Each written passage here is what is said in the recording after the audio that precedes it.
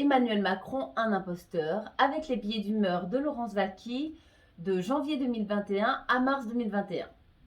Pour ce premier trimestre 2021, Macron a le Covid. Comme Anne Hidalgo précédemment, et toujours le Covid, encore plus de mesures, encore plus de Covid, etc. etc. Politique française, janvier 2021. Croire en un possible complot de ce gouvernement, n'est-ce pas encore vouloir lui accorder la croyance en une forme de compétence, certes malfaisante, mais d'avoir une stature, un objectif? Non que ce gouvernement se soit laissé gagner par la peur pour agir avec tant de médiocrité, avec des mesures rigides et archaïques que sont le confinement ou l'obligation du port de masque en tout lieu, par exemple, éminemment approprié. Que préfère-t-on croire? Quand notre fonctionnement simplifié d'humain est de voir uniquement ce que l'on veut croire, préférons-nous ainsi croire à de l'incompétence ou à de la manipulation? Qu'est-ce qui est le plus rassurant? On pourra arguer que jouer les victimes fait partie de la panoplie du manipulateur, que Emmanuel Macron, se présentant atteint du Covid, comme l'a fait Anne Hidalgo avant le deuxième tour de l'élection municipale de 2020, peut s'apparenter à sa dernière cartouche pour encore nous rendre légitimes de mesures liberticides et inutiles qui ont prouvé leur inefficacité. Nous avions l'habitude de présidents qui cachaient le plus possible leur maladie. Voilà qui détonne et fait soupçonner une autre forme de tactique. Rappelons que nous avons eu des présidents réellement très malades, comme M. Pompidou ou M. Mitterrand, qui ont su garder pudeur et dignité sur des maladies, elles, incurables. Ces personnes, sans doute pas des saints, mais qui avaient le sens de leur énorme responsabilité vis-à-vis des citoyens français et de leurs droits, d'être aussi à leur service et non celui uniquement de leur ego. Serait-ce un problème d'ego? Monsieur Macron veut se croire le souverain de la France? Il ne le peut pourtant. Quand même sous la cloche de l'état d'urgence, la France est bien encore un régime politique qui fait des Français un peuple souverain. Non le président de la République, bien que, en tant que membre du peuple français, lui aussi, il a, comme tous les Français, cette souveraineté. Non à la place des Français, encore moins contre eux. Mais pourquoi poursuivre de force ces mesures qui ne fonctionnent pas? Incompétence ou manipulation? Ou même un panachage des deux? Que préférons-nous croire? Que pouvons-nous voir? Peut-on être compétent et manipulateur? N'est-ce pas la seule ressource des incompétents que d'être manipulateur? Parce que quand on est compétent, a-t-on réellement la nécessité d'être manipulateur? 1er janvier 2021. Politique française, février 21.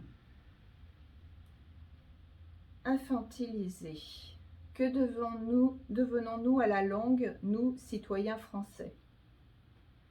11 mois déjà, même si d'aucuns y voient plus une accentuation qu'une nouveauté, qui rend pressantes les réponses sur les responsabilités de chacun, qu'aussi sonne enfin l'heure des bilans, du moins un compte-rendu sur cette période dite exceptionnelle. Quelle est la juste place de la gouvernance? Celle de nous intimer l'ordre de, jusqu'à nouvel ordre, sans donner ni raison, ni preuve, ni datation, ni résultat espéré et qui ne peut se discuter? S'y ajoute ce systématisme de mettre sur un fait accompli de nouvelles mesures obligatoires annoncées au dernier moment, à mettre en œuvre tout de suite, avec en prime ce grand classique du diviser pour mieux régner que permet les obligations, comme celle des masques et de confinement par exemple, faisant se disputer les pour ou contre. Avec d'autres appellations, mais qui sont que des variantes. Couvre-feu à 20h, à 18h, nouvelle jauge, fermeture des enseignes dans les centres commerciaux, Et toujours les autres.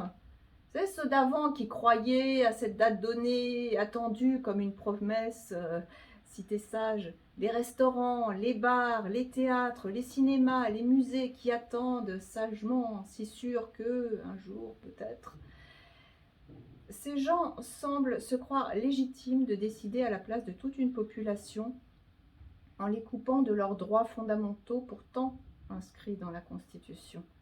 Tel un père autoritaire effrayé que son illégitimité ne soit découverte s'il ne crie, s'il ne menace, s'il ne punit pas, qui tétanise, ou cet autre père qui a choisi le côté obscur de la force.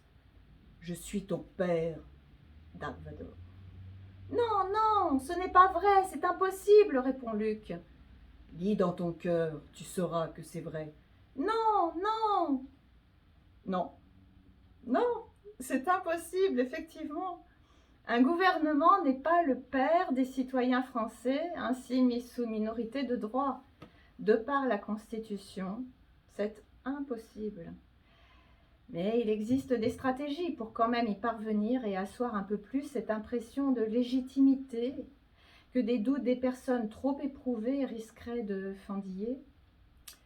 Après le port du masque, pas pour soi, hein, mais pour autrui, dit-on, surtout s'il est fragile, cette même idée perverse s'insinue dans le devoir de vaccin pour protéger l'autre. Cette manipulation qui se sert de l'altruisme comme outil de culpabilisation et de soumission. Par cet aveuglement, pour nier le nécessaire droit à décider pour soi-même, allant de pair avec le droit à l'information qui ne nous est pas livré, qu'ainsi le respect du consentement est bafoué. Une négation du consentement sous couvert de morale, un comble, pourtant rendu invisible à beaucoup. Mais que se passera-t-il quand la vue sera recouvrée? Quand la liberté, première de notre trilogie républicaine, reprendra ses droits? Le véritable altruisme pourra-t-il retrouver sa belle et juste définition? Et combien de temps encore à reprendre la paternité pour chacun et pour tous de nos droits, de nos vies? 2 février 2021. Politique française, mars 2021. Faut-il ne pas savoir vivre à ce point pour trouver acceptables ces mesures qui volent la vie essentielle des personnes? Faut-il à ce point se mentir sur soi pour se croire médecin omnipotent quand on a été élu président de la République, impliquant à diriger des citoyens souverains? Et à ce point d'amateurisme pour persévérer dans la traîtrise, à ne pas admettre son incompétence, poussant à mener la population comme des inférieurs incapables de penser par eux-mêmes? 1 an de maltraitance gouvernementale, 1 an de nos institutions, de notre Constitution, de nos libertés fondamentales, de notre santé, de notre économie, de nos enfants, de nos aînés. Parce qu'un homme si ordinaire voulait être proclamé roi en éradiquant un virus? S'il a pu soumettre tant d'humains autour de lui, la vie, dont les virus font partie, lui a rappelé sa place d'être lui aussi le commun des mortels. Le problème n'est pas le masque, ni le confinement, ni le couvre-feu, ni les fermetures, ni l'essai vaccinal nous plaçant en cobaye, qui ne font que faire se disperser les revendications fondamentales que sont la préservation de la dignité des citoyens par un système politique à sa juste place. En ce moment, les Français sont pris en otage par l'obsession d'un président à se vouloir puissant que sa fragilité rend tyrannique. Son incapacité à s'accepter humain va rendre la vie de tous de plus en plus intolérable, d'autant plus que son fonctionnement biaisé sert à beaucoup de personnes avides. Aucune évolution ne sera possible sans trouver comment remodeler nos systèmes politiques pour contenir ces dérives, état d'urgence banalisé, autocratie, médias sous perfusion, censure et autocensure, et même s'offrir demain l'opportunité de les empêcher. C'est l'état d'esprit sous-jacent nécessaire pour voir la sortie du tunnel, pour ensuite pouvoir en sortir. Aussi faire mentir l'efficacité de cette technique commerciale éculée, mais si efficace à soumettre autrui, qui fait dire un premier oui à sa cible, qui ne saura plus dire non les fois suivantes, d'avoir ensuite tellement accepté qu'on ne peut plus reculer. N'est-ce pas le comportement de ces ministres les plus zélés et les plus dangereux, parce qu'ils ne savent pas ce qu'ils pensent par eux-mêmes, tellement leur soumission à chaque acquiescement s'agrandit de jour en jour un peu plus? Dès lors, se moquer de leur mépris, l'arme des faibles qui se sentent menacés dans leur croyance en leur supériorité, qui n'est que l'expression de la faillite de ceux qui se croyaient être des élites, de ceux qui se voulaient être puissants. Le besoin de puissance qui passe par la domination sur autrui est d'autant plus pressant chez les impuissants.